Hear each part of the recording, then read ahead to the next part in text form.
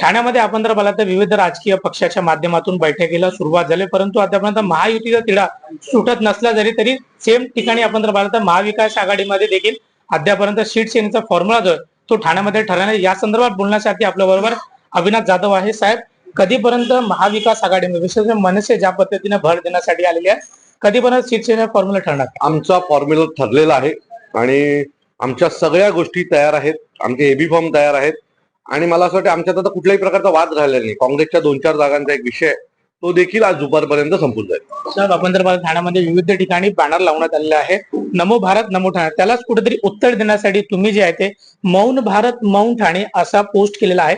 नेमका त्या पोस्टचा नेमकं अर्थ काय? माझा प्रश्न आहे की जर तुम्ही नमो भारत आणि नमो ठाणे असं जर म्हणत असेल तर हाच नमस्कार ठाण्याला, ठाण्याचं पाण्याचं धरण कधी येणार यावर जर पोस्ट लावली तर फार बरं होईल.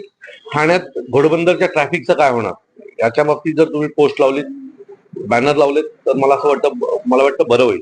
ठाण्यातल्या खड्ड्यांच्या प्रश्नांवर जर तुम्ही बॅनर लावलेत आणि आम्हाला सांगितले ते खड्डे कधी मिटणार आहेत, तर तशा प्रकारचं नमन ठाण्याला तुम्ही करा.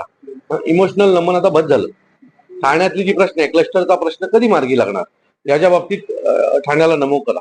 बरोबर आहे. ठाण्यातल्या कळवा असेल, ठाण्यातला घोडबंदरचा पट्टा असेल, तिथे पाणी कधी येणार याच्या बाबतीत पोस्ट करा.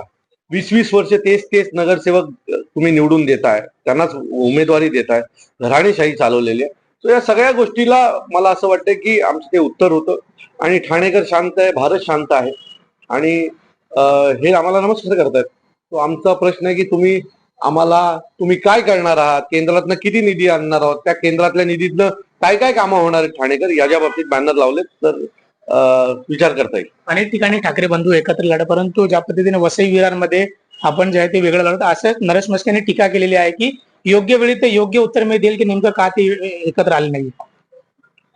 नरेश म्हस्के बोलतो म्हणजे तुम्ही एकत्र यावं, नंतर आमच्यावर बोलू.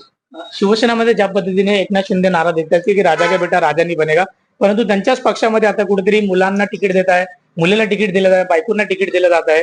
नेमकं कसं पाहता? पक्षातला इंटरनल विषय आहे. माझं एवढंच मत आहे की जे कार्यकर्ते 5-5, 10-10 वर्ष तिथल्या स्थानिक नगरसेवकाला अंगावर घेत आहेत आणि आज अचानक पुन्हा तुम्ही सांगताय त्यांचे झेंडे तुम्हाला उचलायचे, तर हा त्यांच्यावर केलेला अन्याय आहे. तर तो अन्याय फक्त होऊन देऊ नका एवढीच आमची इच्छा आहे. शेवटचा प्रश्न, जर दुबार मतदार केंद्रावर पोहोचला तर मनसेच्या माध्यमातून कशा पद्धतीने उत्तर देणार? महाराष्ट्र नवनिर्माण सेना नाही, शिवसेना मनसे मिळून या सगळ्यांना येताना जर पायावर आले तर जाताना पायावर जाणार नाहीत. कारण ही मुलं आमची 5-5 वर्ष मेहनत करतात आणि हे पैसेवाल्यांच्या नादाला लागून हे सगळी मतं विकत घेतली जातात आणि मग हे साले दुबार येतात. यावेळेला त्यांची योग्य तो बंदोबस्त आम्ही करू. आपण अविनाश जाधव, त्यामुळे नेमकं जर दुबार मतदार पुन्हा मतदार केंद्रावर आला तर त्याला पुन्हा तो आपला चालता पायवर जाणार नाही असा इशारा देखील मनसे नेते अविनाश जाधव यांनी दुबार मतदाराला देताना आपल्याला दिसून येत आहे. आणि रिजवान शेख, NDTV मराठी, ठाणे.